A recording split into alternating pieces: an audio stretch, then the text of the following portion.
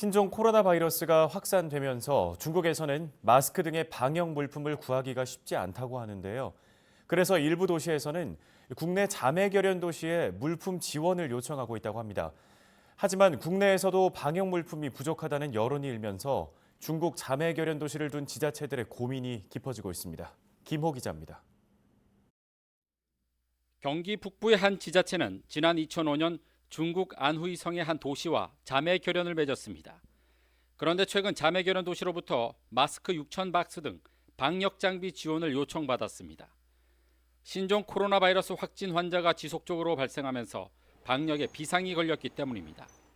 안후이성은 신종 코로나 바이러스가 최초 발병한 후베이성과 인접한 곳입니다.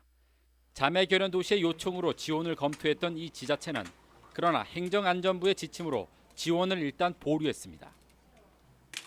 마스크랑 등등 해가지고 혹시 지원 가능한 물품이 있는지를 그쪽에서 이제 타진해 온 거였거든요. 지원을 해도 되는지 검토하던 와중에 이제 중앙에서 잠깐 보류해달라고 저희가 얘기를 들어서 지금 보류한 상태였거든요. 이처럼 최근 중국 자매 결연 도시로부터 도움을 요청받는 지자체가 늘면서 해당 자치단체들의 고민이 깊어지고 있습니다.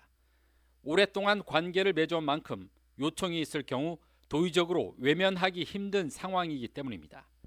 하지만 마스크 등 방역 제품의 경우 국내 물량도 부족한 상황에서 선뜻 해외로 보내는 것도 부담스러운 상황입니다.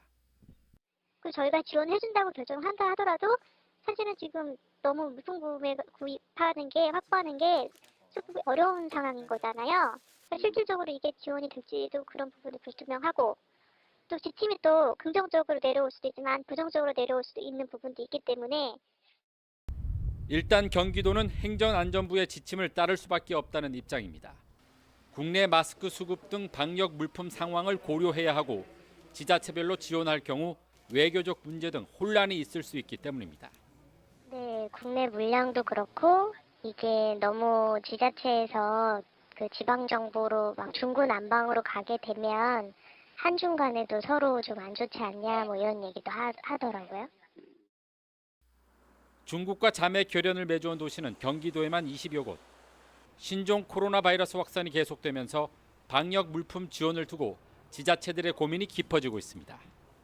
헬로티비 뉴스 김호입니다.